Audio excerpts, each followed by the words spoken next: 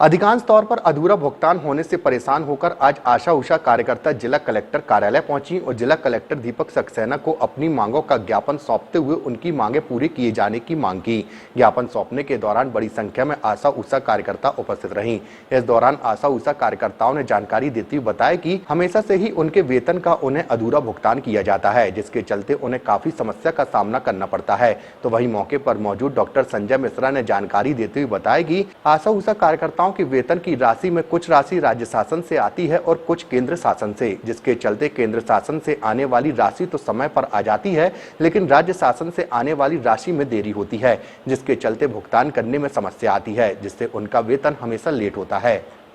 आज हम सभी बहनें अपनी एक समस्या को, जो हमारी गंभीर समस्या है कि जब भी हमारा भुगतान होता है, अधूरा भुगतान होता है, और आप देखेंगे शुरुआती तौर पर अप्रैल माह पे पूरा बजट आ जाता है, जिसको साल भर बजट देना रहता है आशा कार्यकर्ताओं पर्यवेक्षक बहनों को, लेकिन हाल ही में देखें तो बजट का रोना देकर पेमेंट ना होने का हवाला दिया गया है, जिससे सभी आशा उषा कार्यकर्ता बहनें, पर्यवेक्षक बहनें क्रोधित हैं। इसीलिए सभी बहनें आज कलेक्टर सर के समक्ष उपस्थित हुई हैं और ज्ञापन के माध्यम से अपनी बात अवगत कराएंगे कि हम सभी का भुगतान समय पे कराएं। और देखा जाता है कि एक से बढ़कर एक टारगेट आशा बहनों को दिया जाता है। क्षेत्र से कैसे करके हम अपने गर्भवती महिलाओं को लेकर आते, धात्री महिलाओं को लेकर आते, छोटे बच्चों को लेकर आते, लेकिन जैसे ही हम जिला हॉस्पिटल में आते हैं, एल्गिन का देखेंगे आप, अभी हाल ही में 2 दिन पूर्व एक स्टाफ नर्स ने बहुत ही बेकार तरीके से आशा कार्यकर्ता को यूनिफॉर्म में भगाया है। ये इससे पता चलता है कि आशाओं के प्रति सरकार का और अधिकारियों का क्या रवैया है। इसी को जल्द से जल्द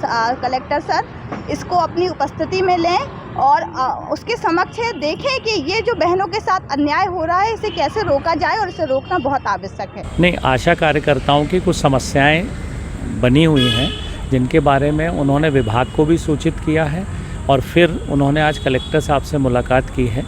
और कलेक्टर साहब को अपनी पूरी समस्याएं बताई हैं कि इनके जो इंसेंटिव हैं, जो महत्वपूर्ण इंसेंटिव हैं, वो बीच बीच में नहीं मिलते हैं।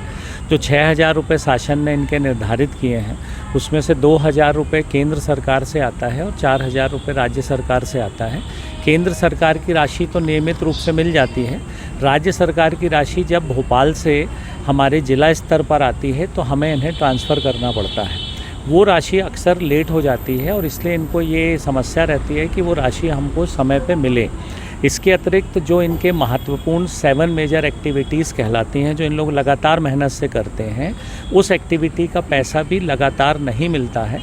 हम लोग एक प्रयास में लगे हैं कि आशाओं को हर महीने जो भी पैसा मिलता है उसकी विस्तृत जानकारी एक शीट के रूप में उन्हें उपलब्ध हो,